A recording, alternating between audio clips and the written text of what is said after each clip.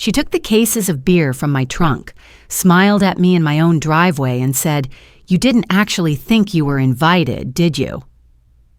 For a second, I thought I'd misheard her. The cold evening air slipped down the collar of my blouse, and the plastic handles of the grocery bags bit into the soft skin of my fingers. Her porch light threw a yellow cone across the driveway, catching the dust on my old blue sedan and turning the condensation on the beer boxes into tiny beads of silver. The young woman, stood there in her cropped jacket and ripped jeans, keys dangling from her fingers like I was the errand and she was the one doing me a favor. "I'm sorry?" I heard myself say, the words coming out too polite, too small. She laughed, that short, bright little sound I'd heard since she was 10 years old and running through sprinklers in our cul-de-sac. Only now it had an edge, a practiced meanness that didn't belong to childhood. She nudged one of the cases with the toe of her white sneaker, the cardboard scraping against the concrete. "I mean, you're not coming," she said, slower this time, as if explaining something obvious to a forgetful old woman. "It's just, my friends. We needed someone to buy the beer. You're a lifesaver, though." Her words hung between us like exhaust smoke. The car engine ticked as it cooled. Somewhere down the street, a dog barked twice and then fell silent. I could smell the faint sweetness of the neighbor's drier sheets on the night air, that artificial lavender that always made me think of laundromats and waiting rooms. When she texted me that afternoon, I'd been in my kitchen, rearranging the spices I rarely use anymore. "Hey, Mrs. Walker, long time no see. You busy tonight?" I'd smiled at my phone, my thumb hovering over the screen. No one calls me Mrs. Walker much these days. Most people my age are dead, divorced, or moved away.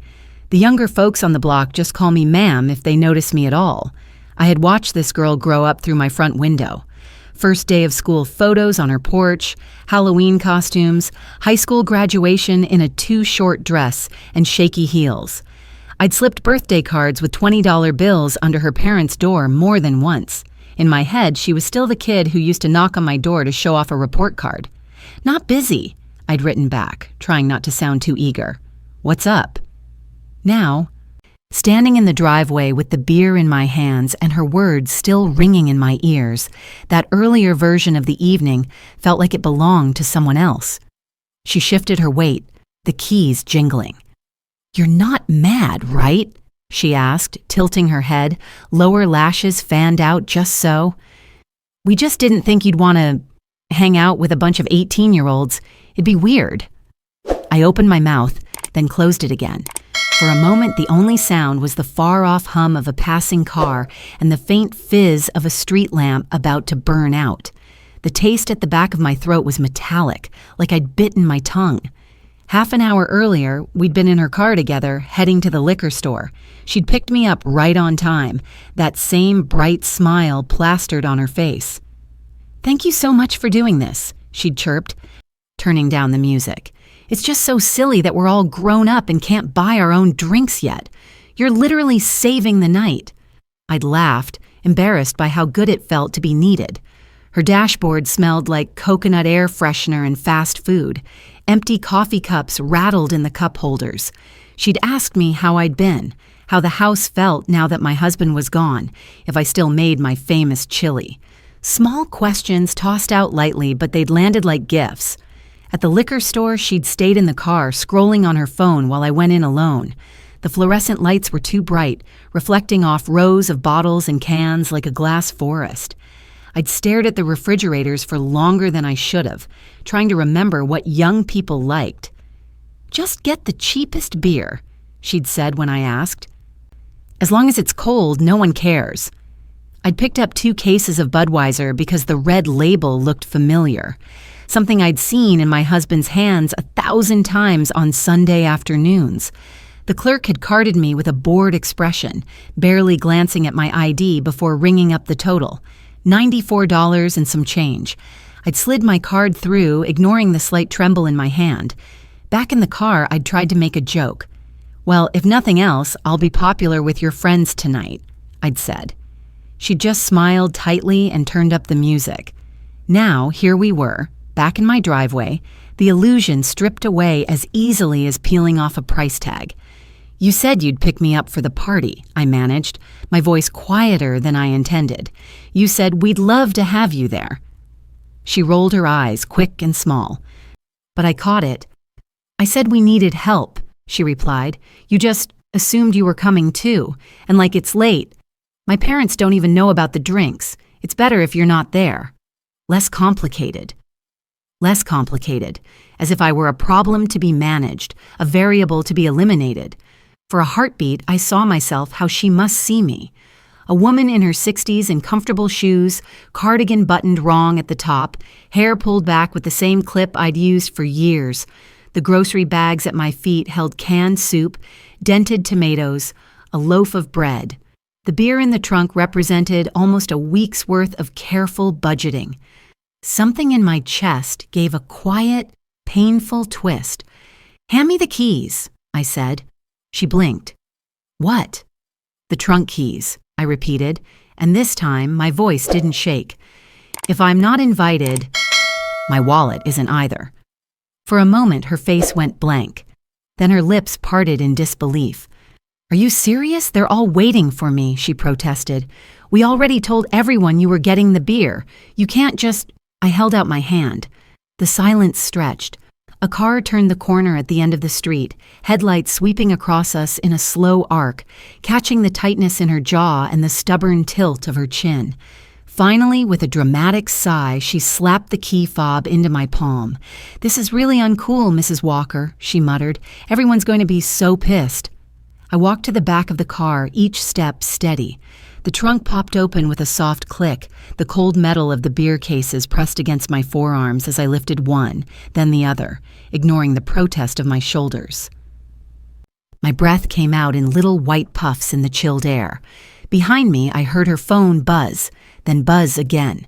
She was already typing, fingers flying over the screen, her face lit up in blue. "Fine," she snapped. "I'll just find someone else. It's not that hard." I didn't answer.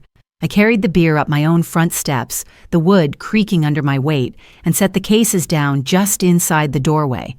My hallway smelled faintly of lemon cleaner and old paper, the way it always did. For a second, I stood there with my hand on the doorknob, feeling the thin barrier of wood and paint between her world and mine. Then I stepped back outside. She was still in the driveway, arms crossed now, that bright friendliness gone. "You really don't care if you ruin the night for everyone, do you?" she said. "They're all counting on you. You're making this a huge deal over nothing." I looked at her, at the car idling in my driveway, at the glitter on her eyelids, at the way she couldn't quite meet my eyes anymore. "It might be nothing to you," I said quietly, "but I'm the one who has to live in this skin after tonight." Her mouth twisted like she was about to say something sharper, uglier. My phone, still in my pocket from the liquor store, began to vibrate against my hip, a low, insistent buzz I didn't reach for, because I knew this wasn't going to end with just the two of us in the driveway, and I had a feeling I hadn't seen the worst of their messages yet. The first message came in before I'd even taken off my shoes.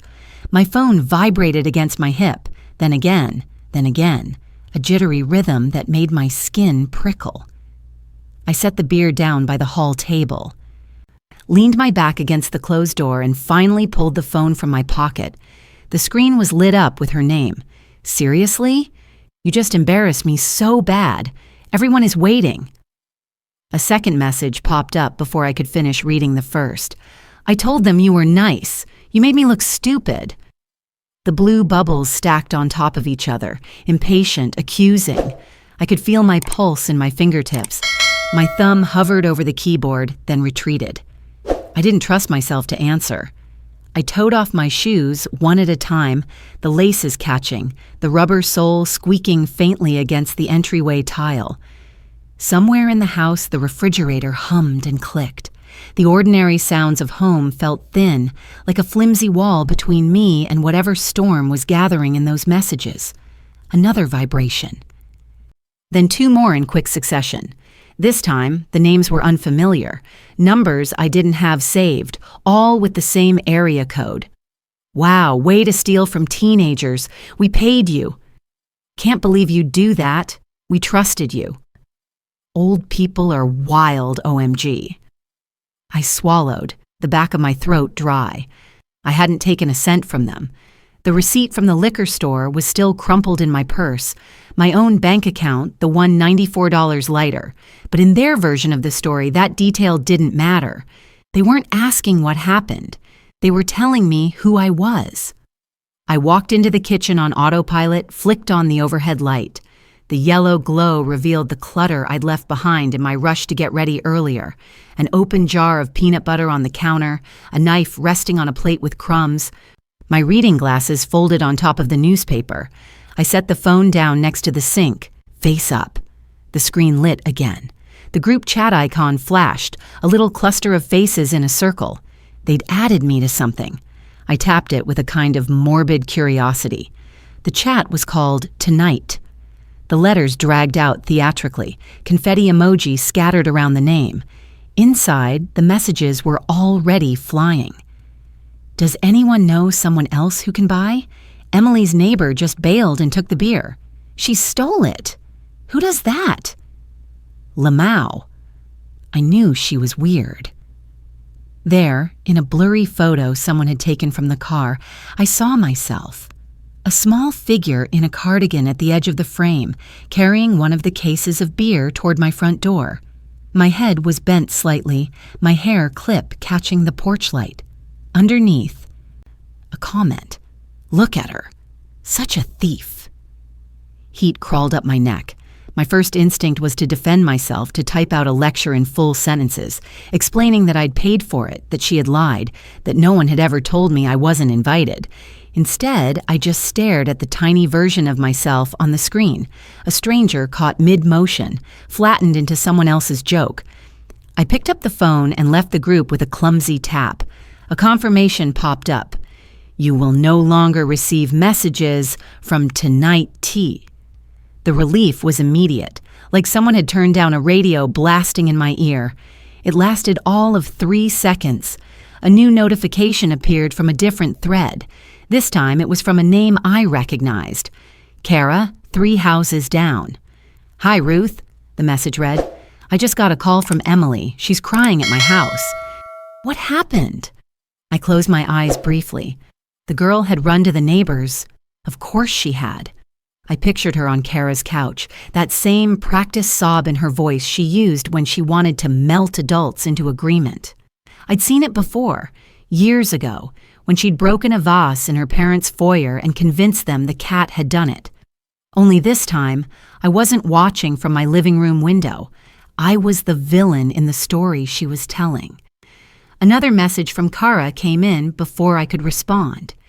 She says you screamed at her in the driveway and took all the alcohol even though they gave you money. I told her there had to be more to it. Can we talk?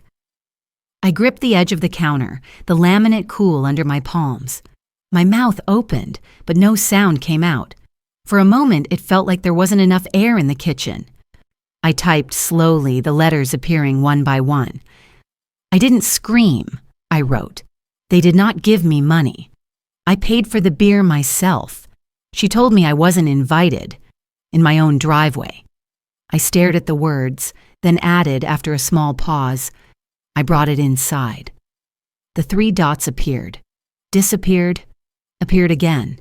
I imagined Kara in her own kitchen, phone in hand, glancing between my message and the tearful girl on her couch. Okay, her reply finally came. That's different from what she said. She's very upset. The kids are all stuck here now with nothing.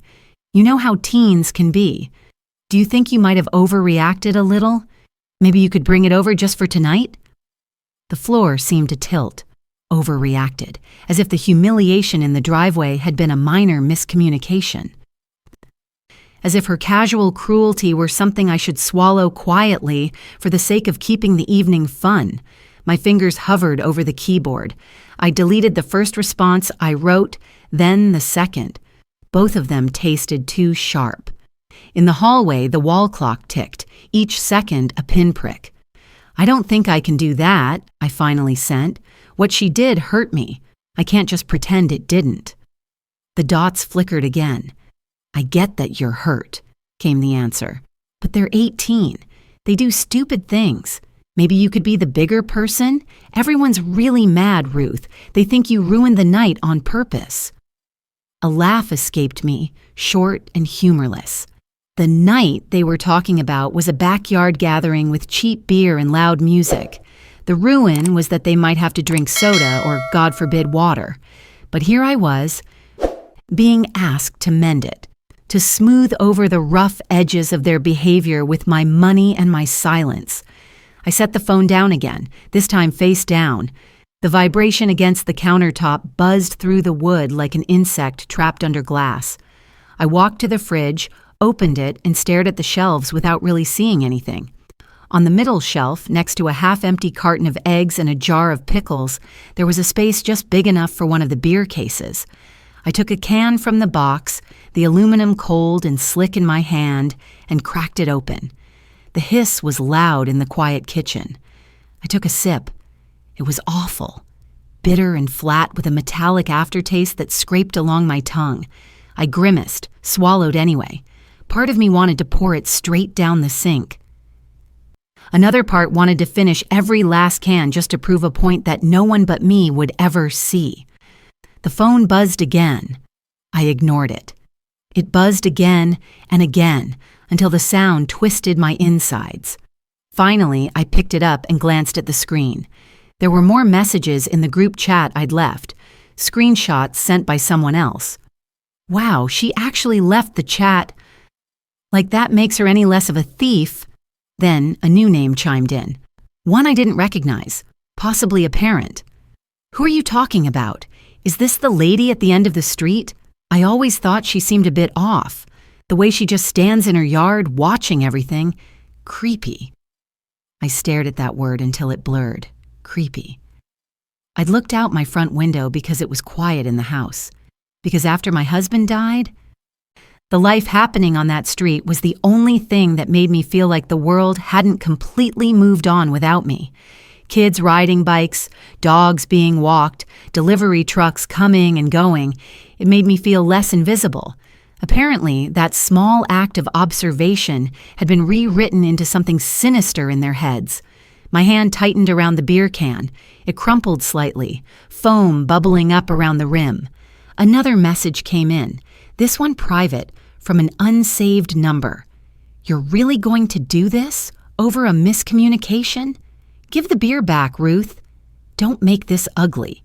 I realized, with a sudden cold clarity, that they weren't asking. They were circling. The house, usually a comfort, felt smaller. The walls seemed closer, the ceiling lower. I imagined the glow of phone screens up and down the street. My name passing from hand to hand, reshaped with every retelling. Maybe I was overreacting. Maybe I should have just swallowed my pride, handed over the beer, and gone back to my knitting and daytime reruns. That would have been easier. That would have kept the peace. But the memory of her voice in the driveway kept replaying in my head. You didn't actually think you were invited, did you? There was no miscommunication in those words, just contempt. The phone buzzed again, but this time it wasn't a message. It was a call. Her name lit up the screen in bright white letters, the ringtone filling the kitchen with its cheery notes. It rang once, twice, 3 times. I almost let it go to voicemail. On the 4th ring, I answered. Hello. Her voice was sharp, stripped of the fake sweetness she used with me in public. What are you doing? She demanded. Everyone is here. They're all looking at me like I lied to them. Do you know how that feels? I almost laughed at the irony. You did lie to them, I said quietly, and to me. You're being dramatic, she snapped. It was just a misunderstanding. You're making this so much worse than it had to be. Just bring the beer and we'll forget about it. We? I repeated. Who is we exactly? The group, she said, as if that word carried its own kind of authority. Everybody. They're already saying you're unstable. Do you want that? The word lodged somewhere under my ribs, heavy and mean, unstable. So that was the angle now. I felt something inside me go very still. Not calm. Something else. A quiet, cold awareness that this wasn't going to burn out on its own. It was going to spread. "I won't be coming," I said, each word deliberate. "And the beer is staying here. Good night." Before she could answer, I hung up. For a moment, the silence after the call was almost a relief. Then, from outside, I heard the faint crunch of tires on gravel. Headlights swept across my front curtains, lingering there. I stepped toward the window, heart pounding, and peeked through the narrow gap in the fabric. A car had stopped in front of my house. The engine cut off. My porch light was still on, throwing a pale rectangle onto the steps. Whoever had come wasn't texting anymore. They were here. When my mother cleaned, the whole house smelled like lemons and hot water. It's the first thing that comes back to me as I stand in my own kitchen. The faint citrus from the bottle under my sink mingling with the metallic tang of cheap beer on my tongue. Back then, it was real lemons, not the chemical kind. She'd slice them in half, rub them along the rim of a chipped red mixing bowl, and then fill it with warm, soapy water until a pale foam crept over the edge. That bowl followed me through every stage of my life. In the little rental house where I grew up, it sat on the table under a flickering ceiling light while my mother scrubbed stains from other people's shirts. In my first apartment, it lived in a cardboard box for 3 months until I had a kitchen big enough to unpack it. When my husband and I bought this house, I set it on the counter on moving day before I'd even brought in the bed. It was the one bright thing in every worn-out place we lived. When I was a girl, I'd stand on a chair and watch my mother's hands move in that cloudy water. Her fingers were red and raw, the knuckles cracked from bleach and winter air, but they were quick and sure. She'd wring out a rag, the water running back into the bowl in a milky stream, and say, "Ruth, the trick is to stay useful. If you're useful, people keep you around." I believed her. We lived on the edge of town, in a street of sagging porches and mismatched mailboxes. On Saturdays, she'd take me with her when she went to clean for the richer families. Their houses smelled like coffee and furniture polish. Their sinks were deep and gleaming, nothing like our old chipped one that rattled when you turned the tap too far. "Don't touch anything," she'd whisper as we walked in through side doors. "Smile, be polite, and don't make a fuss." I learned how to be invisible in other people's rooms, how to move chairs back exactly where they'd been, to fold towels the way their wives liked, to lower my eyes when someone stepped over the bucket without saying thank you. At home, we didn't have much, but my mother kept what we had spotless. The red mixing bowl sat on the table almost every evening. It held soapy water, or beans soaking overnight, or, on rare special days, cake batter. The first time she used it for cake, I must have been 9. "It's your birthday," she said, setting the bowl in front of me. "We're doing this right." The smell of vanilla filled the kitchen, warm and sweet, a sharp contrast to the lemon and soap of every other day. She let me stir until my arm ached, the wooden spoon heavy in my hand. Later, when the cake came out of the oven lopsided and a little too dark at the edges, she sprinkled powdered sugar over it with her fingertips, as if that could hide the cracks. "Pretty things don't have to be perfect," she told me. "They just have to show you tried." Years later, I would repeat that to my own son, nearly word for word. I met my husband, Mark, at the grocery store when I was 21. He was in line behind me, holding a carton of milk and a pack of hot dogs. I had eggs, flour, and a small bag of sugar in my basket, planning to stretch them into a week's worth of meals if I was careful. "You bake?" he'd asked, nodding at the flour. "Sometimes," I'd told him, when there was something to celebrate. "Maybe I'll give you something to celebrate," he'd replied, smiling in a way that made my stomach flutter. He wasn't a bad man. That's important to say. He worked hard, brought his paychecks home, watched the ball game with his hand resting near my knee on the couch. He didn't hit. He wasn't cruel. He just lived in a world where my usefulness was a given, like running water or electricity. Necessary, but not something you stop to thank. When we moved into this house, the one I'm standing in now, the walls were the color of old nicotine, and the floors were dull and scratched. We bought it cheap because no one else wanted to fix it. The front yard was a patch of stubborn dirt with a few brave weeds. The only thing it really had going for it was the big front window. From the day we moved in, I loved that window. I hung lace curtains that let in the light, but blurred the view just enough to feel private. I'd stand there in the mornings, coffee mug warming my hands, and look out at the street. Cars passing, kids walking to school, the world waking up around us.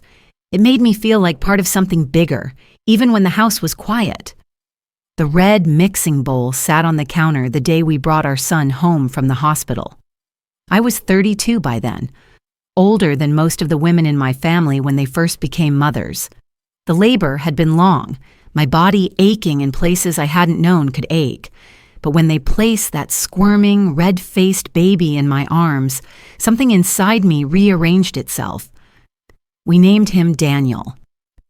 I remember standing at the kitchen sink a week after bringing him home, the bowl full of warm water, tiny white onesies soaking. Mark was at work. The baby monitor crackled on the table beside me, a faint whimpering sound coming through. Every time he cried, my heart jumped like a startled animal. I dipped my hands into the water, the heat biting at my cracked knuckles, and thought, this is it. This is my real job now. We didn't have much money. Mark worked at the factory, and I picked up shifts at a diner on the edge of town. It always smelled like fried onions and burnt coffee. The owner liked me because I never complained about the hours. I'd come home at midnight with my feet throbbing and my hair smelling like grease, and then get up at 6 to make Daniel breakfast.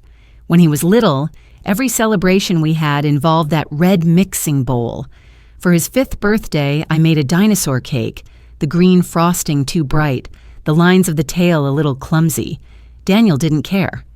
His friends from kindergarten crowded around the kitchen table, paper hats slipping down their foreheads, sugar already making their voices high and wild. "Your mom makes the best cake," one of the boys had said, crumbs all over his chin. Daniel had puffed up with pride. "She makes everything," he'd announced. "She can fix anything." That stuck with me, the way he said it like a fact. As he grew older, his needs changed, but the pattern didn't. If he needed a costume for a school play, I stayed up sewing at the kitchen table until 2 in the morning. If he forgot a project was due, I ran out to the 24-hour store, bought poster board and markers, and helped him while the clock crept toward dawn. Mark would shake his head sometimes. "You're spoiling him," he'd say, newspaper rustling as he turned the page. Let the boy feel consequences once in a while.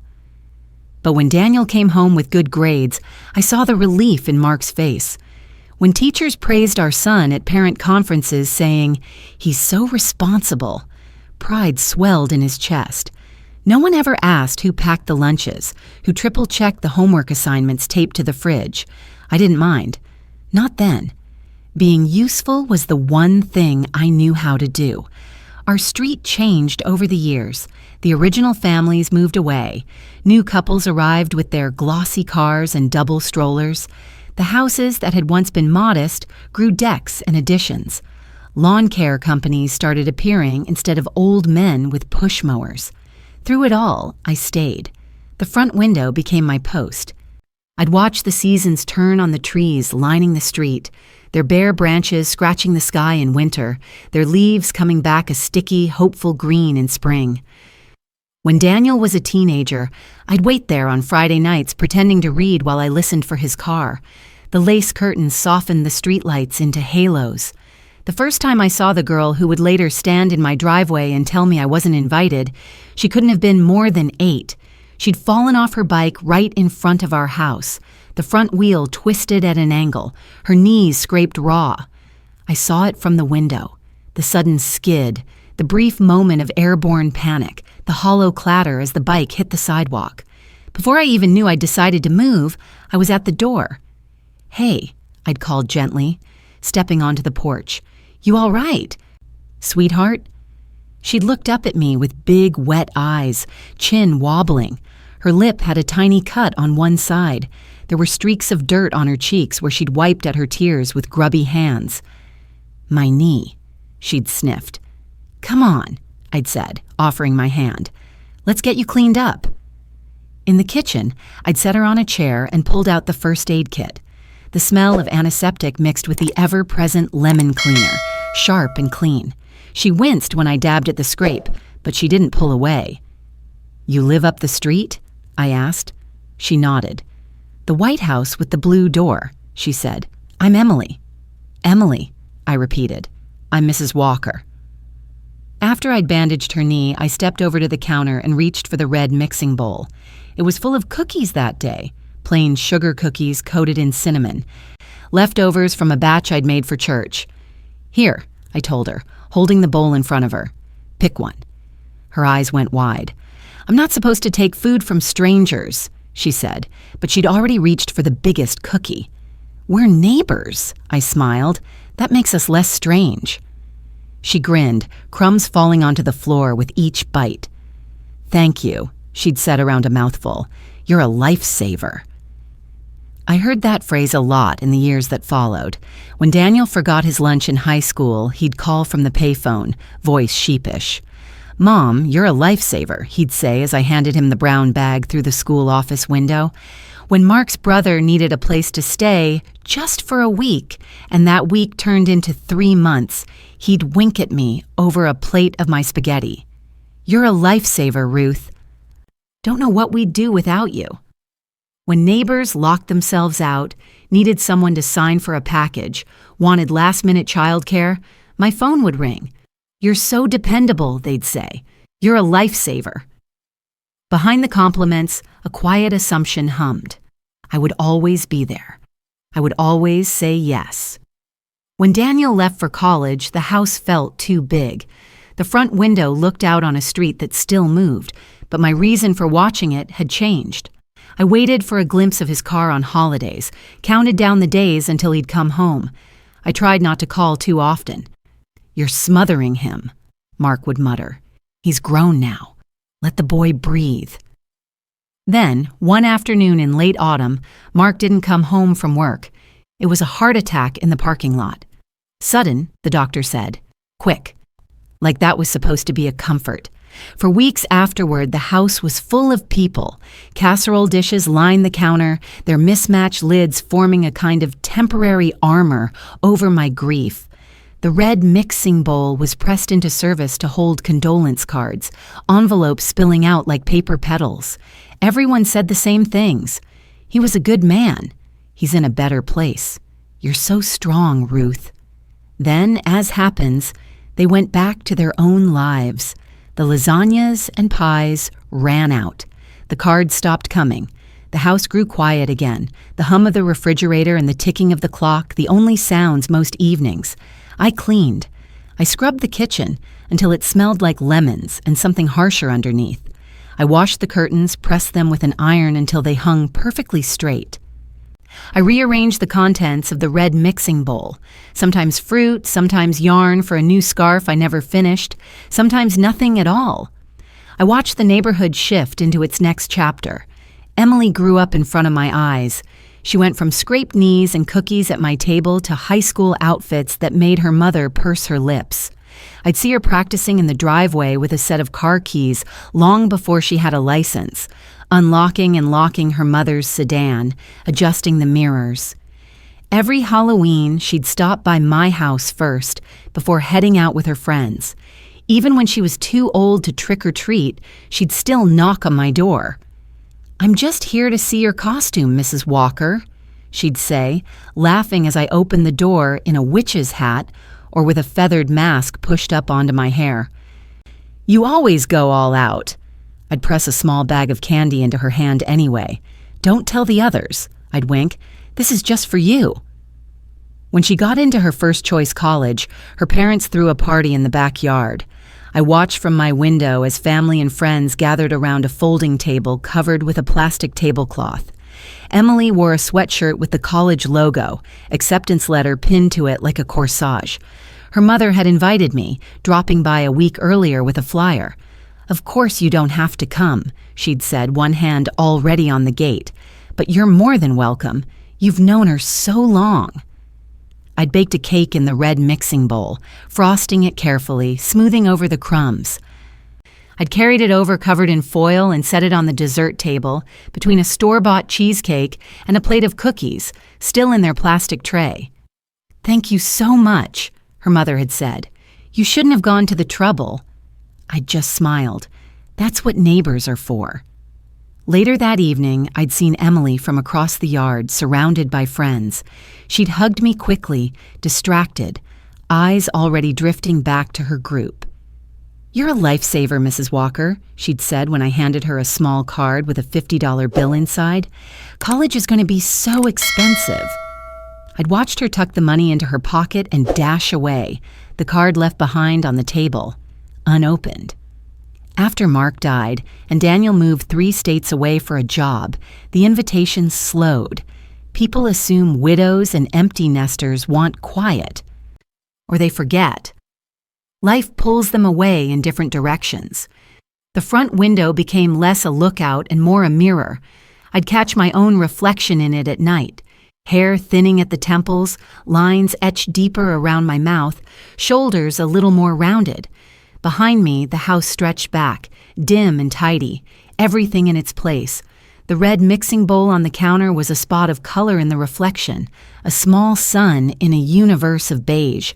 Sometimes I'd press my fingertips against the cold glass and think of my mother, standing in someone else's kitchen, telling me not to make a fuss. I wondered then if she'd ever wished someone would make a fuss for her. Years passed like that, seasons layered on seasons. The trees outside my window grew taller, then were trimmed back. New mailboxes appeared. Holiday decorations came and went. Neighbors changed, but one thing didn't. When people needed something, they still knocked on my door. I watered plants when families went on vacation. I took in packages. I watched toddlers for an hour, just this once, while their parents went to appointments. I stayed with an elderly neighbor's dog when she was in the hospital. Each favor seemed small on its own, easy to agree to. "You're so good to everyone," Daniel would say on the phone when I mentioned these things. "You're just like Grandma. I don't know how you do it." I didn't know either. I just knew how to keep saying yes. When Emily came back from her first year of college, taller and sharper around the edges, she still waved when she passed my yard. But she didn't stop by as much. She had a boyfriend now, a car of her own, a life stretching out ahead of her like a brightly lit road. Every once in a while, though, I'd get a message. "Hey, Mrs. Walker, could you sign for a package for me? Are you home? I think I left my keys on your porch when I stopped by earlier. Do you mind if I park in your driveway tonight? We have too many cars over." Each time I'd say yes. "Be useful," I'd tell myself. "It's what you're good at." I didn't notice when the tone of her requests shifted from grateful to assumptive, when thank you texts got replaced by thumbs up emojis, or nothing at all. I just kept opening my door when people knocked. Now, standing in my kitchen with the beer cases at my back and lemon cleaner under my sink, I can see the line stretching from my mother's red mixing bowl to the girl in my driveway telling me I was never invited. For decades, I have folded myself into smaller and smaller spaces so that other people could stretch out. I look toward the front of the house, where the lace curtains are a pale blur. The faint beam of headlights still glows through the fabric, cutting a line across the ceiling. Whoever is sitting out there has no idea how many years it took to get me to this particular night, in this particular kitchen, with my usefulness finally starting to feel like a weight instead of a virtue. The car door hasn't opened yet, but I know somehow that when it does, they won't be coming to return anything. The headlights outside my window didn't move. For a long moment, nothing happened. The car just sat there, engine off, lights dimming slowly, as if whoever was inside was deciding whether to become bold or retreat. I stood at the counter with my hands braced against the laminate, the cold can of beer sweating a ring onto the surface beside me. A slow realization settled in my chest. They weren't here to listen. They were here because I hadn't played the part they expected. The porch steps creaked. Not loudly, just the faintest shift of weight, the kind of sound you could almost convince yourself you imagined. I set the beer down, wiped my palms on my jeans, and stepped toward the hallway. My shadow stretched long over the floor as I neared the front of the house. 3 knocks, sharp, quick, too confident. I opened the door just enough to see out into the porch light. It wasn't Emily, it was Kara, the neighbor 3 houses down, the one who'd texted me earlier. She was wrapped in a long cardigan, hair pulled back in a loose bun, her expression doing that soft, sympathetic thing people use when they're about to deliver judgment gently, as if softness makes it hurt less. "Ruth," she said quietly, "can we talk for a sec?" Her voice was pitched low, deliberate, the tone of someone who believes they've taken the moral high ground. I stepped onto the porch, leaving the door open behind me just enough to feel the warm air from inside on my back. Kara glanced toward the driveway. Another pair of headlights slowed as a second car rolled past, the driver craning their necks slightly to look at us. She folded her arms. "They're really upset," she began. "The whole group is. And the way things are escalating, I just think it might be better if you brought the beer to them, just to calm things down." I stared at her. "She lied to me," I said. "She humiliated me in my own driveway." Kara exhaled, long and slow. "I know she should have handled it better, but she's 18. They're all just kids. Sometimes we older folks take things differently." Older folks. The phrase was a soft slap, a humiliation delivered with a gentle voice. "I'm not asking you to pretend it didn't hurt," she continued, "but right now they're all talking about how unstable you sounded on the phone. And I know you, Ruth. I know that's not true." Something inside my ribs tightened. "That's what she told them?" I asked. Kara looked away, rubbing her hands along the sleeves of her cardigan. "She's scared. She's saying you screamed at her, threw her off your property, and slammed the door in her face. They're teenagers. They dramatize."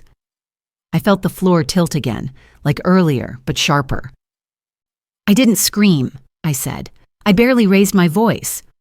The silence after that was pointed, heavy, a silence meant to suggest I might not be remembering as clearly as I thought. I felt it in my stomach, the doubt, the shame, the old instinct to smooth things over, to make myself smaller, to apologize before I'd even done anything wrong. Another car slowed in front of my house. A window rolled down. Someone muttered, "Is that her?" before the engine revved and the car sped off. Humiliation number 2. Public, even if only for a moment. "They're not bad kids," Kara said quietly. "They just feel betrayed. They trusted you to help them out." "The way I've helped this street for 30 years?" I asked, before I could stop myself. Kara flinched at the sharpness of my tone. Then she composed herself, shoulders straightening. "You're making this harder on yourself," she said. "Why let a misunderstanding blow up into something people will remember? Just drop it off. It's one night. It's beer." I stared at her, feeling something cold and thin moving through my veins. "It isn't about the beer."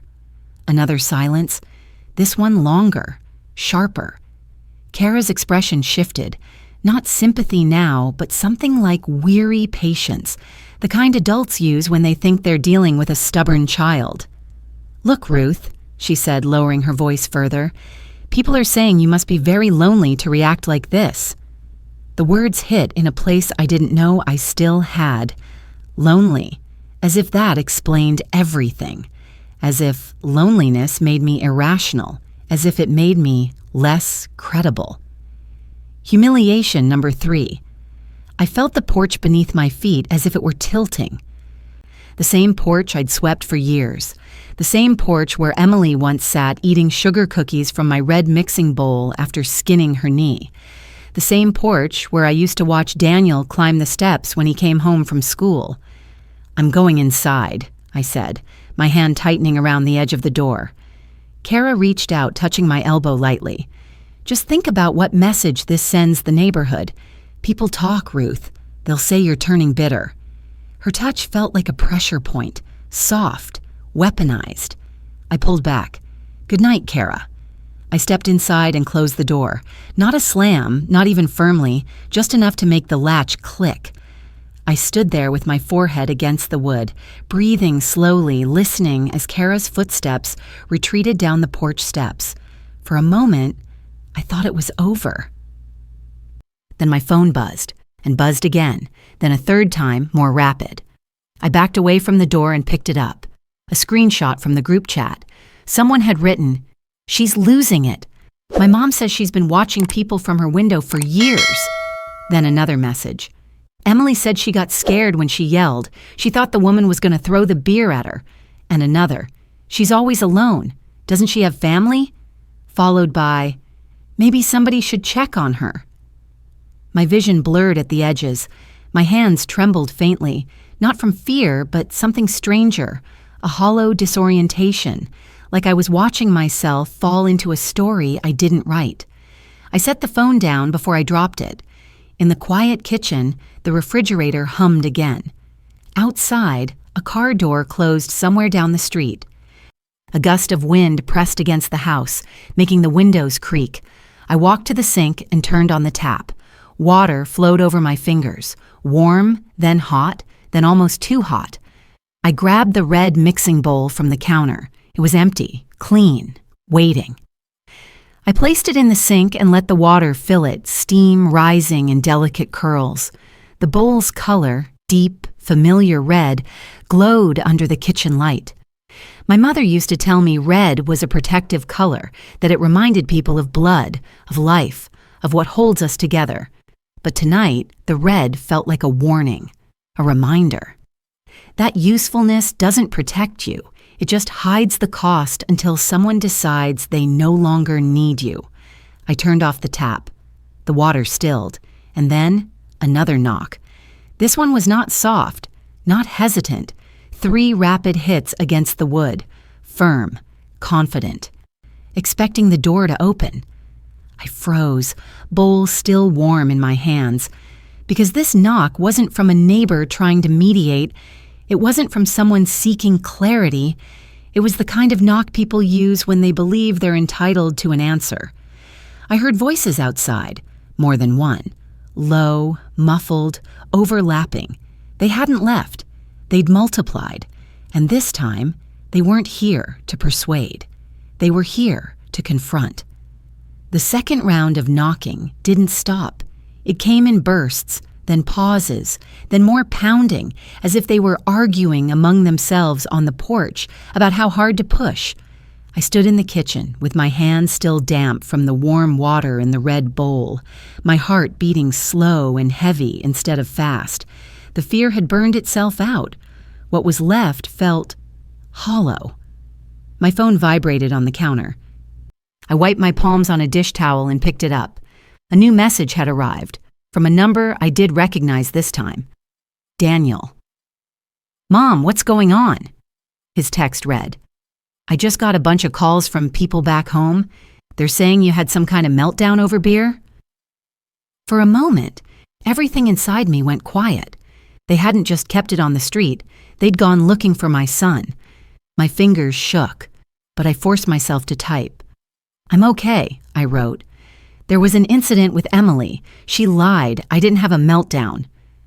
The 3 dots appeared almost immediately. "Her mom messaged my work number," he sent. "Says you screamed at the kids in the street and locked yourself in the house with alcohol. Mom, they're making it sound like you're not safe alone." The floor under my feet steadied and then shifted again. Like a ship changing direction. Not safe alone. That phrase was different. It wasn't teenage gossip now. It was the kind of language people used when they wanted to justify stepping in, taking control. Outside, the knocking stopped. Low voices murmured. A car door opened, then closed. Another notification buzzed. Kara this time. "Ruth, please open the door," her message read. "We're worried. If you don't answer, Emily's mom said she might call someone to do a wellness check. I don't think you want that scene on your lawn." Wellness check. I imagined it in an instant.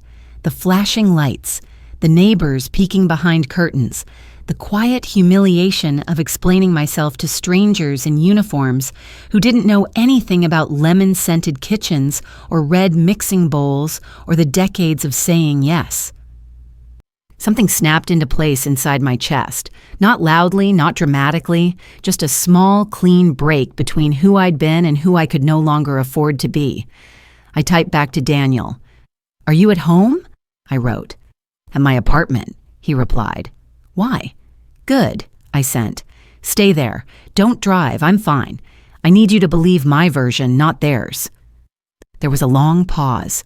I could almost see him, thumb hovering over his phone, jaw tight like his father's when he didn't know what to say.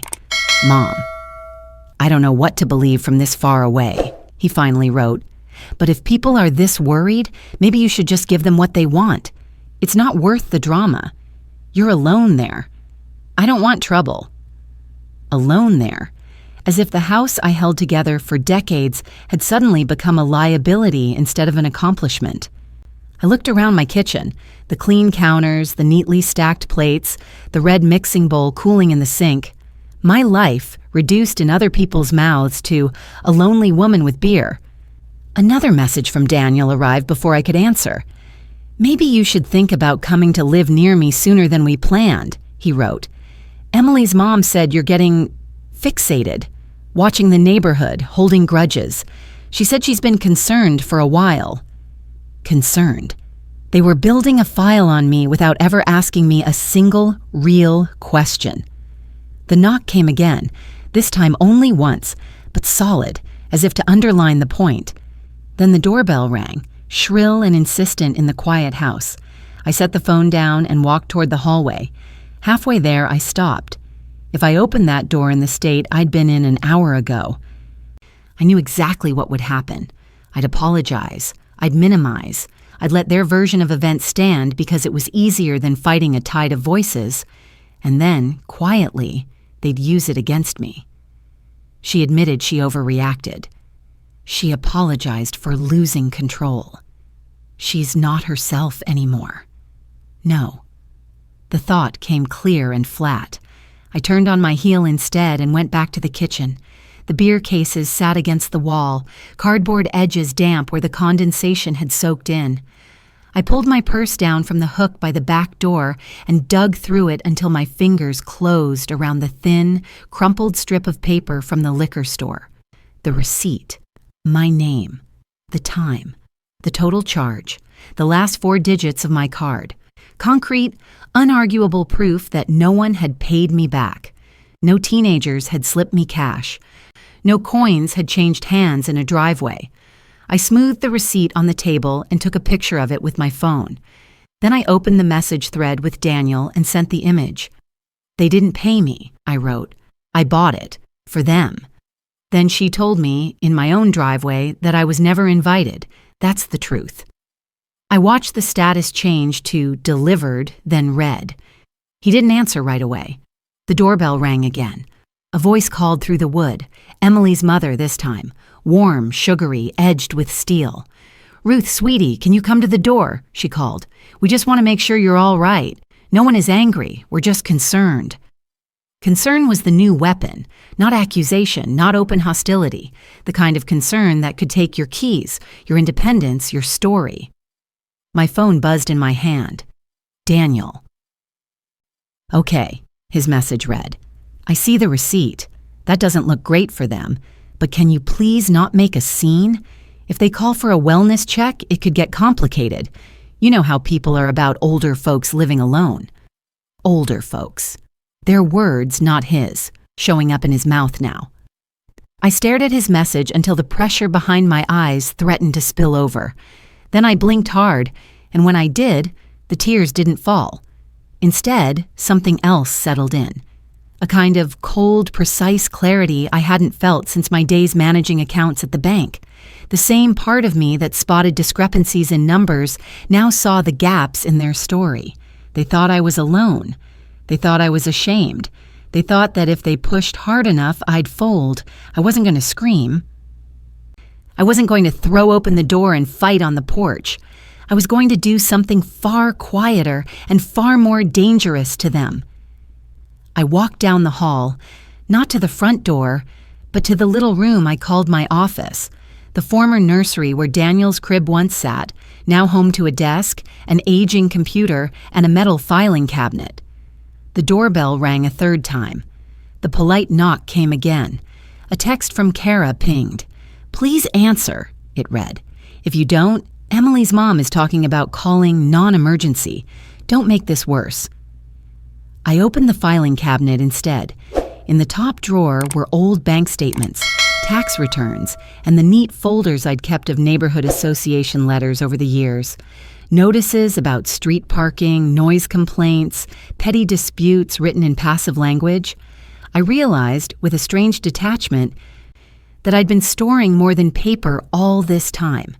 I'd been storing patterns: who complained about whose dog, who called the city about whose tree, who wrote emails instead of conversations. These same people now decided I was unstable based on a single night that didn't go their way. The doorbell fell silent. Outside, footsteps retreated down my front path. A car engine turned over. Another. Tires crunched on gravel. Voices faded. They were leaving, or they wanted me to think they were. My phone buzzed one more time, vibrating against the desk. A new message from an unknown number. "Don't worry," it read.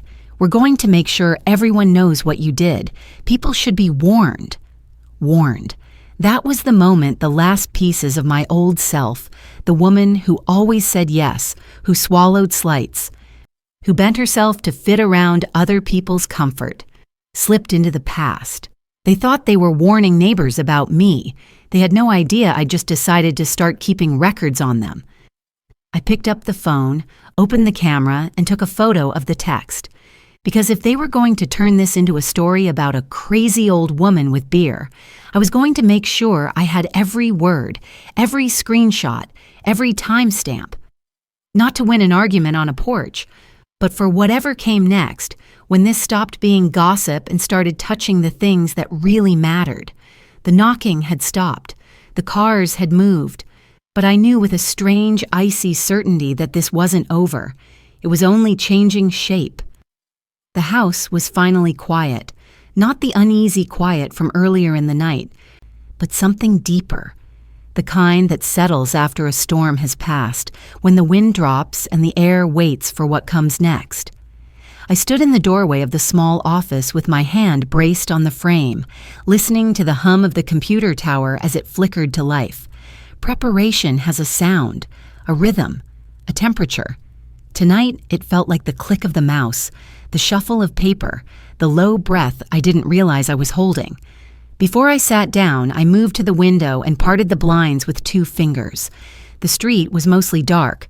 Porch lights glowed faintly up and down the block, soft halos suspended above concrete. No cars idled. No silhouettes lingered. Even the wind had gone still. But I could feel it, like static under my skin. This wasn't over for them. I returned to the desk and opened the folder where I kept the old neighborhood letters, organized by year, cross-referenced by sender. I had kept them the way some people keep journals, not because I needed them, but because they held the history of this street, written in petty complaints and clipped formalities. I placed the newest screenshot, the threat from the unknown number, on top of the pile. The blue glow of the monitor lit its edges. I created a folder on the desktop and titled it something simple. Tonight, inside it, I added subfolders, messages, screenshots, receipts, names. My hands moved calmly, my breath stayed steady. This wasn't anger, not anymore. It was preparation, the quiet, focused kind that grows after humiliation dries into something firmer. I transferred the photos from my phone to the computer, the receipt, the text from Daniel, the threats, the lies about me stealing, the accusations in the group chat. The worst part wasn't the insults. It was the ease with which they rewrote the truth, the confidence in their invented version of events. I'd lived long enough to recognize that kind of certainty. It never stayed small. I added timestamps beneath each entry, creating a digital chain no one could dispute. My printer clicked on with a low whir. The pages slid out one by one, crisp, warm, real. evidence you could hold. I clipped them together and placed them inside a labeled manila envelope. Beer night, documented timeline. As I sealed it, my phone buzzed again. This time it was a message from a parent I barely knew. I opened it cautiously. "I heard you caused trouble tonight. Are you okay? Emily's mom said you've been having difficulties lately. If you need help, please reach out." Help. I closed my eyes for a moment. My jaw tightened. I took a screenshot. Another page for the file. The computer pinged. A notification. Kara had posted something on the neighborhood app. I clicked the link. Her post read, "Checking in on our community tonight. If anyone saw something concerning on Oak Ridge Lane, please message me privately. We want to make sure everyone is safe, especially our older neighbors." I felt my heart slow, then steady again. They were setting the stage. No facts, no names, just implications woven with a smile. I printed the post, another sheet for the envelope. I sat back in my chair, letting the weight of it all settle in my lap.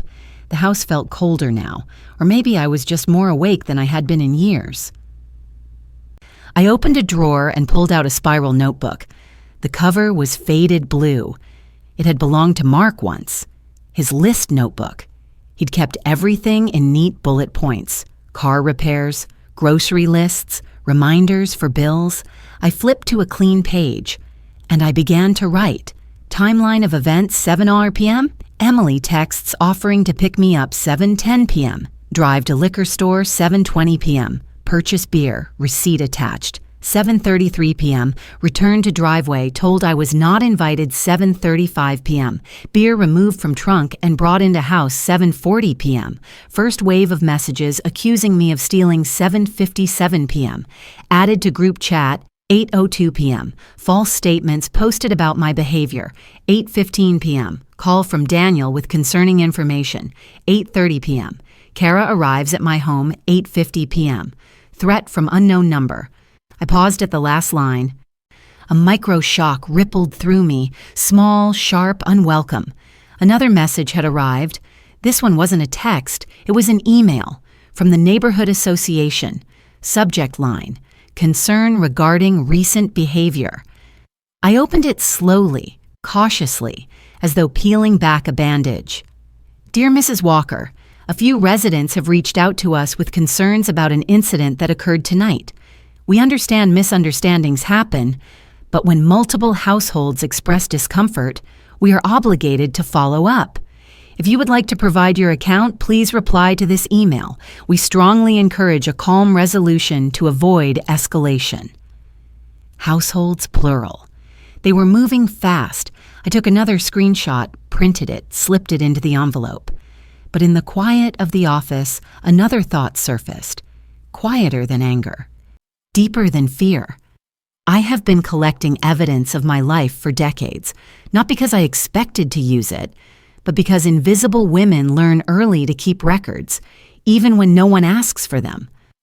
I reached into another file drawer, not the neighborhood one, but the drawer where I kept household documents, appliance warranties, repair receipts, service calls. I pulled out a thin folder labeled Security System, Installation and Footage. I'd forgotten I even had it. 3 years ago, when porch theft started happening in neighboring suburbs, I'd installed a small camera above my door. Not for surveillance, just for peace of mind. The system stored 24 hours of footage unless saved manually. The system's app opened on my phone with a soft chime. A list of timestamps appeared. 7:33 p.m. stood out like a raised bruise. I tapped it. The screen filled with the image of my driveway. There I was, stepping out of the car, carrying the beer. There was Emily leaning against her car, arms crossed. There was the way she said something sharp, the tilt of her head. There was her stepping forward and taking the beer from my hands. There was the moment I turned away. Silent images, but images that contradicted every word they'd sent about me, screaming, throwing things, slamming doors in anger. A slow breath left my body. This wasn't just preparation now, it was strategy. I saved the footage, exported it, printed still images, placed everything into a second envelope, video evidence, driveway interaction. My hands shook only slightly as I labeled it in dark ink. A noise broke the silence, a soft rustle, like paper shifting under its own weight. I turned. My curtains in the hallway window had moved. Not much, just a slight sway, the way fabric shifts when air pressure changes. But no window was open. I walked into the hallway and waited. The house settled again. A car passed at the far end of the street, headlights sweeping briefly across the wall. Then my phone pinged again. This time it wasn't a message. It was a voicemail notification from an unfamiliar number. I pressed play. A girl's voice, Emily's, tight, soft, faintly trembling. Mrs. Walker. I think we should talk before things get worse. My mom says the neighbors are angry. She says you might make a complaint about me, and I really need you not to. Please call me back, please. I listened twice, then screenshot the voicemail transcription, saved the audio file, and placed both into the folder titled Tonight. Preparation, I realized, is a kind of power, not loud, not dramatic, the kind that grows in the quiet, in the paper trail, in the undeniable record of what truly happened. Outside, another car slowed, not stopping this time, just gliding past, but slowly enough that the driver could clearly see my front door. As the taillights faded, I felt a shift inside me, not fear now, but a narrowing focus, like the moment before a chess player moves a decisive piece. They thought they controlled the narrative. They had no idea how much of tonight I was preserving. And yet, as I turned to shut down the computer, something on the porch clicked, soft, metallic, as if fingers touched my mailbox lid or slipped something through it. I stepped toward the front hallway. The envelope lay on the floor just inside my door. No return address, no name. Just my own, written in a rushed, unsteady hand. And I understood with a sudden cold certainty that Phase 7 would not begin with my voice. It would begin with whatever was inside that envelope. The envelope was light in my hand, the paper inside sliding against itself with a dry whisper when I tilted it. My name was written across the front in blue ink, the letters tall and a little panicked, like they'd been rushed. I carried it to the kitchen table and sat down. The red mixing bowl was still in the sink, water cooled now, a faint film on the surface. The house smelled like lemons and stale beer. I tore the envelope open along the top and tipped it over. 2 things slid out. The first was a folded sheet of printer paper. The second was a smaller, handwritten note on lined notebook paper, ripped clean from the spiral. I unfolded the printed page first. Emergency Neighborhood Meeting, the heading read. Subject Community Safety and Well-Being. It was scheduled for the next evening at 7 o'clock at Kara's house. Attendance strongly encouraged for all residents on the block. There was one line toward the bottom that stood out in bold. We will be discussing a recent incident involving concerning behavior by a resident toward neighborhood youth and how to address similar issues going forward. They hadn't used my name. They didn't need to. My eyes moved to the bottom of the page. It was from the Oak Ridge Lane Community Committee. But the email listed for questions belonged to Kara. I set the letter down and reached for the smaller note.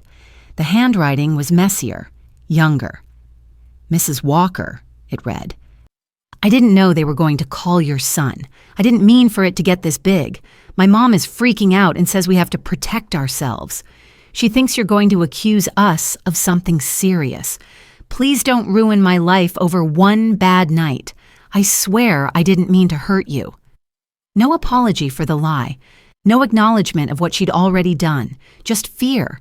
Protect ourselves. They really did not understand who needed protecting.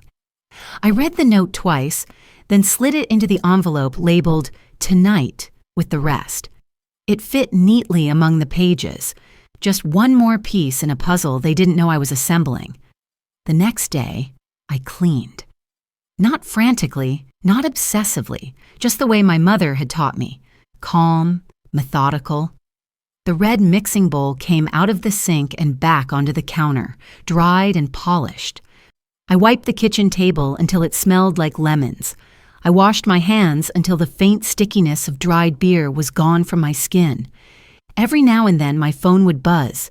A new message on the neighborhood app about the meeting. A reminder from Kara.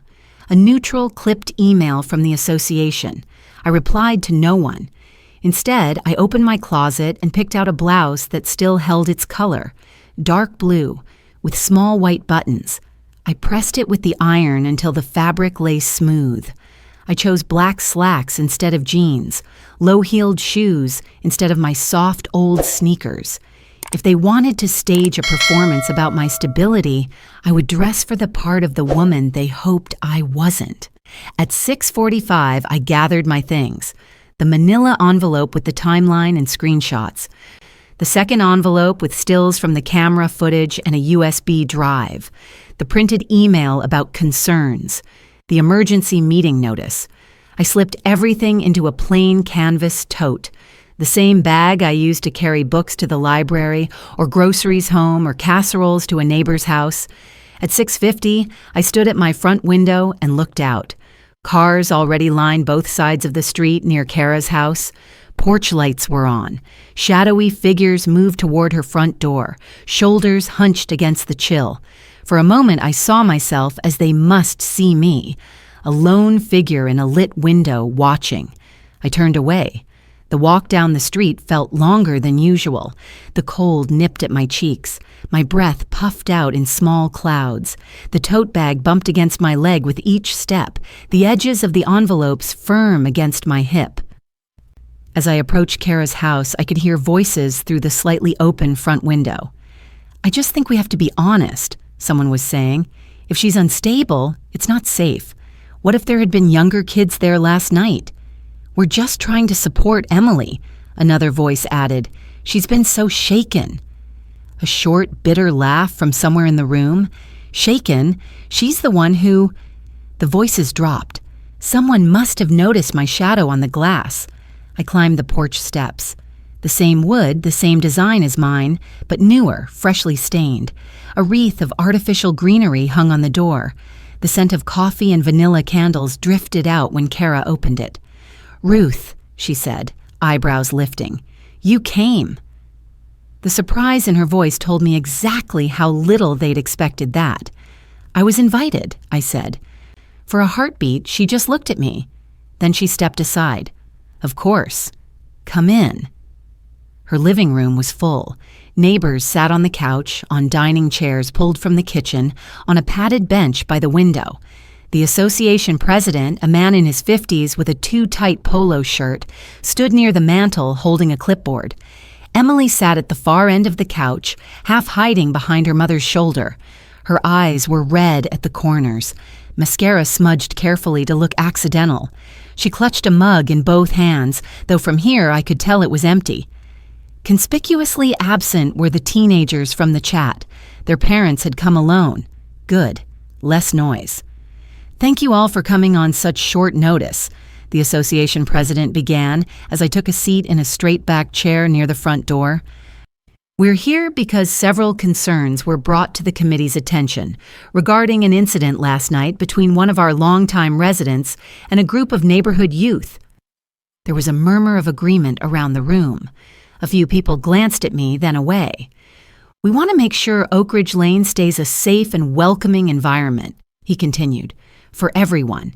And that means addressing situations openly, honestly, and without judgment." Without judgment. There was judgment in every careful word.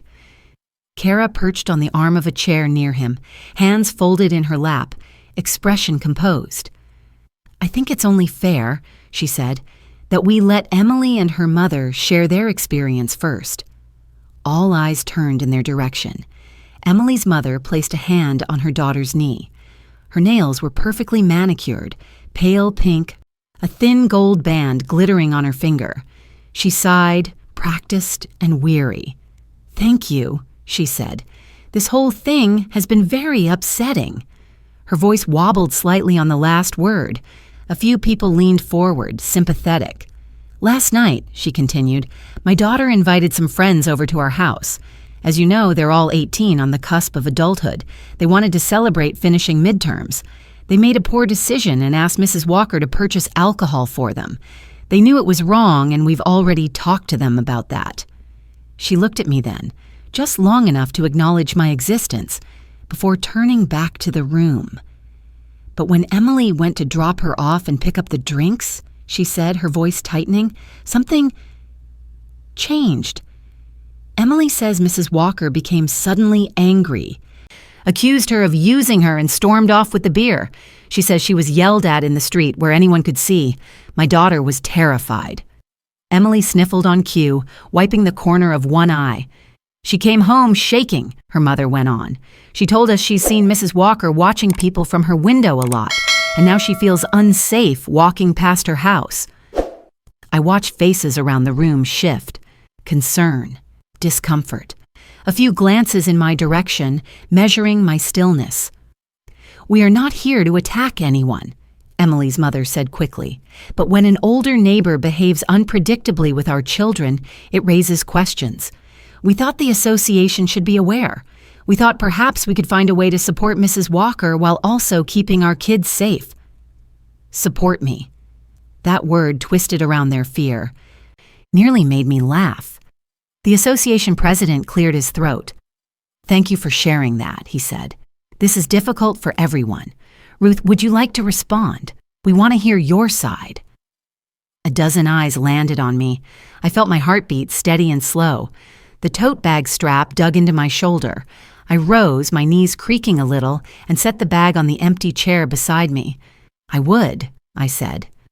The room quieted. Even the soft clink of a spoon against a mug somewhere in the back stopped. The only sound was the faint hum of the heating vent. "I want to start with something simple," I said. "Emily, did you or your friends give me any money last night?" Emily's fingers tightened around her empty mug.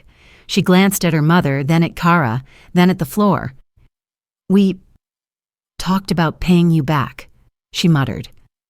"You left before—" "That's not what I asked," I interrupted, my voice calm.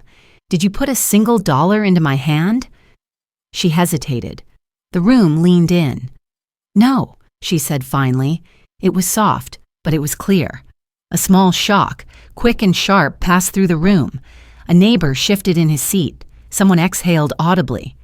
"And did you tell me, at any point, that I was not invited to the gathering at your house?" I asked. Emily's jaw tightened. "You assumed—" "Did you tell me?" I repeated. "No," she said again, a little louder this time. Another ripple in the room's air. Her mother's mouth opened, then closed. "Last night," I said, "your daughter texted me, called me by name, and asked if I was busy. She offered to pick me up.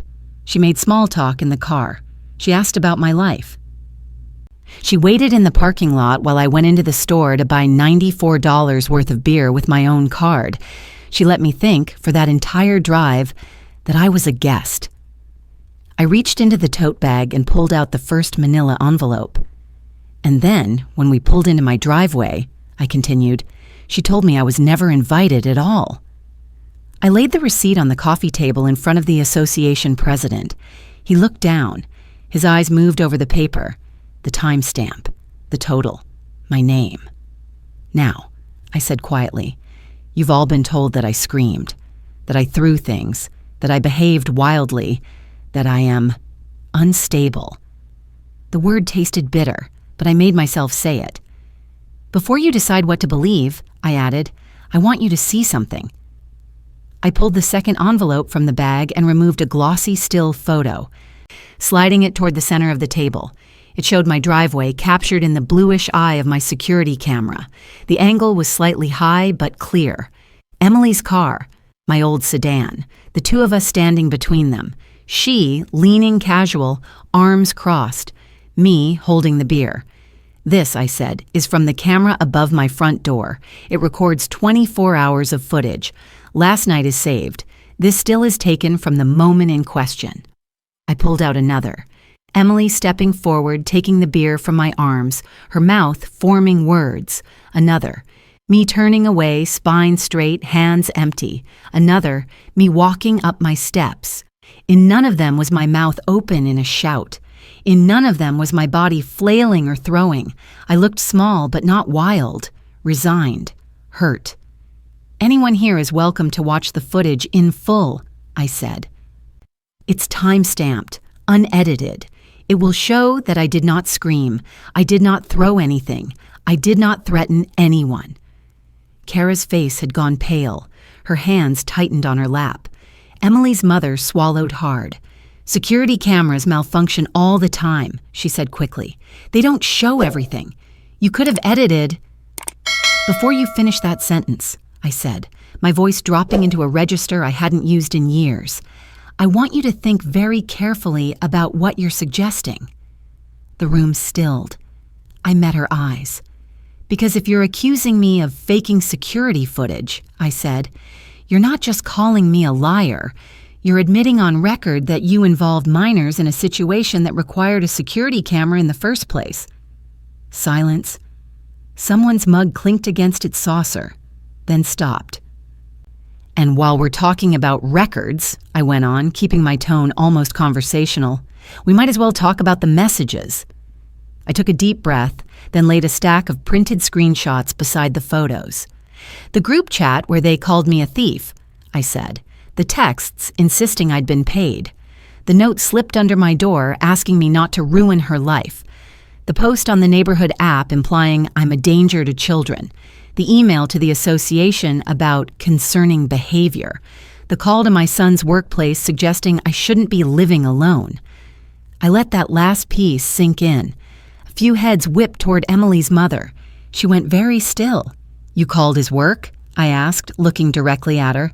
Not his personal number, his workplace? Her lips parted. I was worried, she said. I thought he should know. That's what people do when an elderly parent... Elderly, I repeated, holding her gaze. Interesting. No one laughed. The air felt thick.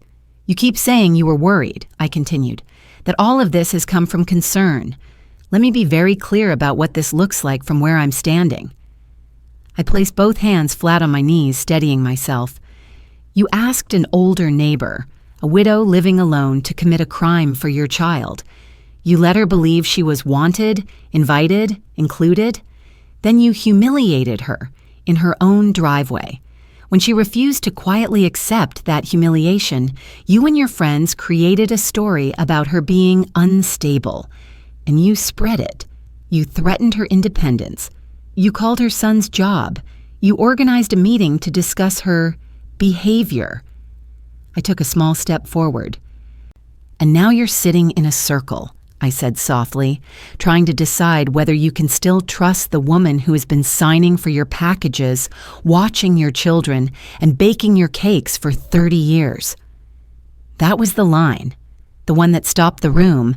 It landed differently on different faces, guilt, defensiveness, realization, but it landed on everyone. No one moved, no one spoke. Even the heating vent seemed to quiet. In the back of the room, a voice broke the silence. It was one of the older neighbors, Mrs. Chen, who lived across from me. She'd spent years thanking me for watering her plants when she went to visit her grandchildren. Now she cleared her throat. She watched my house for 10 days when my sister was in the hospital, she said quietly. Didn't ask for a thing. Another neighbor chimed in, a man with a gray beard. She drove my wife to her appointment when our car wouldn't start, he said. Stayed with her the whole time. Someone near the window murmured, she brought soup when I had COVID. Emily's mother's face flushed red, then blotchy. That doesn't excuse, she began. It doesn't excuse anything, I agreed. What it does do is prove that this story you've built, the creepy woman in the window, the unstable neighbor locked in with beer, only exists because it was convenient for you last night. Emily's shoulders shook. Stop, she whispered. Her mother turned to her. Honey. I didn't think she'd have proof, Emily blurted, voice cracking. I just wanted you off my back. You kept saying it was a big deal, that she could get us in trouble, that we had to make it sound like she was crazy or you'd lose your mind. The words tumbled out, scattered. Impossible to catch. A sharp, ragged sound slipped from her mother. That is not what Emily looked at me then, eyes wide and wet. For the first time since this began, I saw something that looked like real fear there. Not of me, but of the consequences she'd never expected. "I'm sorry," she whispered. "I shouldn't have said you screamed. You didn't. You just looked hurt." That was worse, in a way. The room shifted again. Micro shocks, small but cumulative. The association president cleared his throat. His knuckles were white on the clipboard. "Okay," he said slowly. "I think we need to take a step back. It's clear there have been misrepresentations on both sides and—" "On both sides?" I repeated, and the steel in my voice surprised even me. "Where, exactly, have I misrepresented anything?" He blinked, caught. "I don't think this is the forum to—" "This is exactly the forum you created," I said. "You called an emergency meeting to discuss my supposed behavior. You threatened my independence in front of my entire street. Now that the facts don't fit the story, you want to call it a misunderstanding." Kara finally spoke up, her voice strained. "We just wanted to make sure you're okay, Ruth," she said. "When you didn't answer the door last night, we thought—" "You thought you could pressure me into compliance," I interrupted. "You knocked with witnesses present. You texted that if I didn't answer, there would be a wellness check. You wanted to scare me." Her mouth opened, then closed. "I'm fine," I said. "I am not unsafe. I am not unstable. I have spent my life being useful to people who now find it more convenient to paint me as a problem than to admit what they did." I straightened my shoulders. "Here is what will happen next," I said. A small collective inhale. "First," I continued, "every lie that's been told about my behavior will be corrected. On the neighborhood app, in your group chats, in any email where my name or house was mentioned as a warning." The association president shifted uncomfortably. "We don't control private chats," he said. "You control what you choose to write," I replied, "and what you choose to pass along. That's all I'm asking, the truth." "Second," I said, "my son is going to receive a call from me, with my version and with copies of every document, image, and message you've seen. If anyone else chooses to contact him about my mental state after tonight, he will know exactly why." Emily's mother's hand flew to her necklace. "You wouldn't—" "Third," I went on, not raising my voice, "I will be speaking to someone who actually understands the law about the position you put me in last night, asking a senior neighbor to buy alcohol for minors. If you are wise, you will be honest with them too." That landed hard. One of the fathers near the back straightened, face draining of color. "We didn't know she'd asked you," he said to me. "We thought the kids borrowed it. We never would have allowed—" He stopped, realizing what he'd admitted. "I have no interest in ruining anyone's life," I said, "but I won't stand here and let you ruin mine just because you're embarrassed." Emily let out a broken sound. "Mom," she whispered. "Please say something." Her mother did speak, but it wasn't an apology. It was a calculation. "We can fix this," she said quickly to the room. "We can all agree it got out of hand." Emily exaggerated. Mrs. Walker felt cornered. Feelings were hurt. "There's no need to involve outsiders. We can keep this in the neighborhood." There it was, the line that revealed what she feared most. Not my hurt, not the truth. Exposure. I looked around the circle of faces, neighbors I'd known through births and funerals and block parties, people whose dogs I'd fed, whose mail I'd collected, whose kids I'd watched grow, people who had sat in my kitchen and eaten food stirred in a red mixing bowl that had belonged to a woman who scrubbed other people's shirts to stay alive. "You already involved outsiders when you called my son's job," I said softly. "You involved outsiders when you turned this into a question of whether I should live alone." A beat of silence. Then Mrs. Chen spoke again, her voice low but firm. "I don't like what I'm hearing," she said. "Not about Ruth, not about the way you all talked about her. This is not who we say we are on this street." A few others nodded, almost imperceptibly. Small, shifting allegiances. cracks in the smooth surface they'd tried to present. My hands had stopped shaking. "I'm going home now," I said. "You can continue your meeting if you like. Talk about safety. Talk about concern. But if my name is in your mouths, it had better be attached to the truth." I picked up the tote bag, feeling the familiar weight of the evidence inside. At the doorway, I paused. "Oh," I added, looking back at the association president. "One more thing." He looked up, startled. "If any notice goes out with vague language about elderly residents and concerning incidents, I'll be requesting my own emergency meeting," I said. "Except mine won't be in a living room, and you won't be the one holding the clipboard." His jaw clenched. He understood. The room watched as I stepped out onto the porch. The air outside was sharper now, the sky gone full dark. My breath puffed in front of me as I descended the steps. Halfway down the walkway, I heard the door close behind me. Muffled voices rose, overlapping, urgent. Someone had lost control of the evening, and it wasn't me. The street stretched ahead, familiar and strange under the lamplight. As I reached my own front yard, my phone buzzed in my pocket. A new message from Daniel.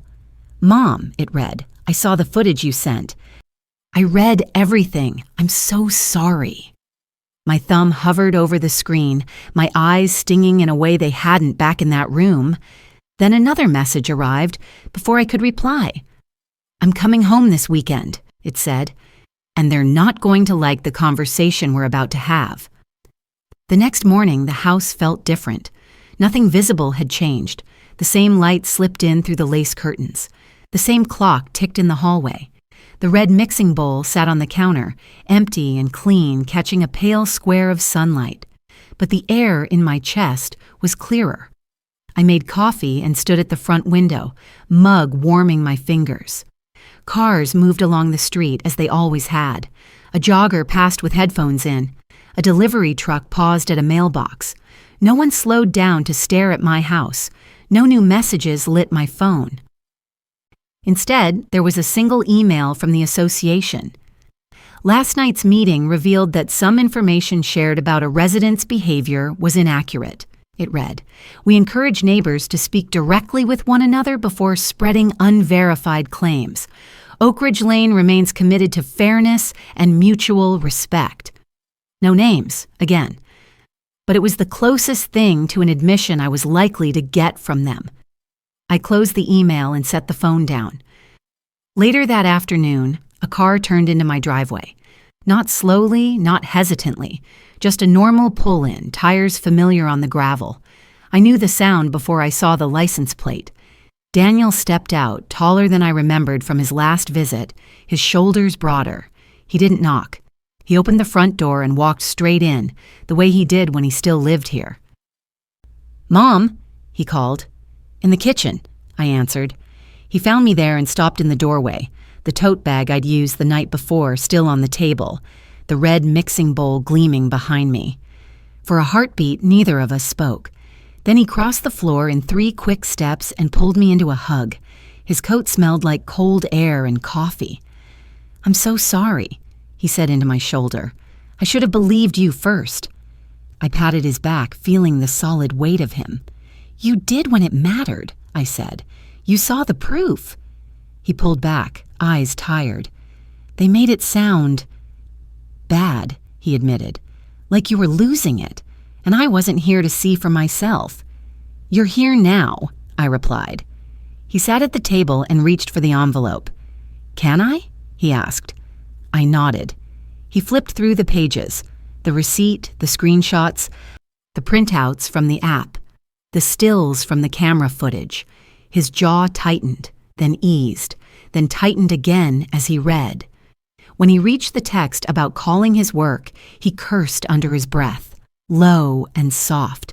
"She really did this," he said, "over beer." "It was never really about the beer," I said. "It was about seeing how far they could push someone they thought wouldn't push back." He looked up at me, eyes shining with something like pride and sorrow mixed together. "You pushed back," he said. "I had to," I answered. "For me and for you. I won't have my name turned into a cautionary tale because a teenager didn't want to be in trouble. He was quiet for a moment, fingers tracing the edge of the paper. I've been thinking, he said finally, about you moving closer to me. But I don't want you to feel like you're being chased out of your home. I'm not leaving because they want me gone, I said. If I leave, it will be because I'm ready for something else. On my terms, not because of one ugly night. He nodded slowly. Okay, he said. Then we'll plan it that way, when you're ready. We spent the rest of the day doing small, ordinary things. He tightened the loose cabinet hinge I'd been ignoring. I showed him how to reset the security system password. We ate soup and bread at the table where he'd once done homework, the red mixing bowl sitting nearby like a quiet witness. Over the next week, the neighborhood shifted in subtle ways. Kara appeared at my door one afternoon with a Tupperware container in her hands, banana bread still warm. I owe you an apology, she said, not quite meeting my eyes. I let my fear talk louder than my fairness. I shouldn't have posted what I did before talking to you properly. I considered the container, the way the steam fogged the lid. Thank you for saying that, I replied. I appreciate it. She hesitated. Are we okay? She asked. We're neighbors, I said. We can be polite, but I'm going to be more careful about what I do for people from now on. She nodded, relief and discomfort mingling on her face. That's fair, she said. If you ever need anything, I'll let you know if I do, I answered. Emily didn't come herself. Instead, a different envelope arrived in my mailbox, her name in the corner of the note inside. She'd written more this time. Really written. She admitted she hadn't paid me. She admitted she'd exaggerated. She admitted she'd frozen under the pressure of her parents' fear and gone along with the story because it seemed easier in the moment. She said she'd gotten a job at the coffee shop downtown and wanted to reimburse me for the beer as soon as she had enough. At the bottom, in smaller letters, she'd written, I remember the cookies you gave me when I fell off my bike. I'm sorry I forgot who you were. I read it twice, then folded it and placed it in the same folder as everything else, not as a clean slate, as part of the record. I didn't write back. I wasn't cruel when I saw her from my window, walking down the street with her backpack slung over one shoulder. I nodded. She nodded back. That was enough. The favor stopped for a while. No one asked me to watch their kids, just this once. No one asked me to park in my driveway overnight. Fewer packages were sent to my porch. People figured out how to manage their own emergencies. Once, a young mother from 2 houses over knocked, baby balanced on her hip. I hate to ask, she began, but my sitter canceled, and I wondered if maybe... I can't, I said gently before she finished. I hope you find someone, but I'm not doing last-minute childcare anymore. Surprise flickered across her face, followed by a flush of embarrassment. Oh, she said. Sure, of course. I just thought... I know what people thought, I replied, not unkindly. I'm allowed to think of myself now, too. She nodded, shifting the baby to her other side. I understand, she said, and to her credit, she really seemed to. One evening, after Daniel had gone back to his life and the house had settled into its new quiet, I took the red mixing bowl down from the counter. For a year, I'd used it more out of habit than anything, for other people's birthdays, for block parties, for last-minute requests. It had become a symbol of what my mother told me, stay useful, and people will keep you around. I set it on the table and dropped a stick of butter into it, then sugar, then eggs. The motions were old, muscle deep. The scent of vanilla rose slowly as I stirred, the wooden spoon moving in circles that felt familiar and brand new at the same time. This cake wasn't for a neighborhood gathering. It wasn't for a bake sale or a welcome party. It was just for me. Maybe for Daniel, next time he visited. As the cake baked, the house filled with a warm, sweet smell that pushed back against the sharp edges of the last few days. I wiped the counter, rinsed the spoon, and looked at the bowl. It gleamed under the light, the same red it had always been. But the meaning felt different now. It no longer represented how useful I could be to everyone else. It represented the fact that I could choose who I baked for, who I helped, where my time and energy went. When the cake cooled, I dusted it with powdered sugar, just like my mother used to. Not to hide cracks, but because I liked the way it looked. A soft blanket over something that had already held together on its own. Later, sitting at the table with a thin slice on a plate in front of me, I looked out at the street through the lace curtains. Kids rode their bikes. Dogs pulled at leashes. A car slowed in front of my house, then kept going. The world went on, and so did I. That old red mixing bowl still sits on my counter. But I don't fill it for everyone anymore. I fill it when my heart can afford it, and when the people at my table know how to say thank you without turning my kindness into a weakness. If you've ever given more than you had just to stay included, I hope you find the moment when you finally start keeping your own records too. And if any part of my story feels like yours, you can tell me about the bowl you're putting back in your own hands.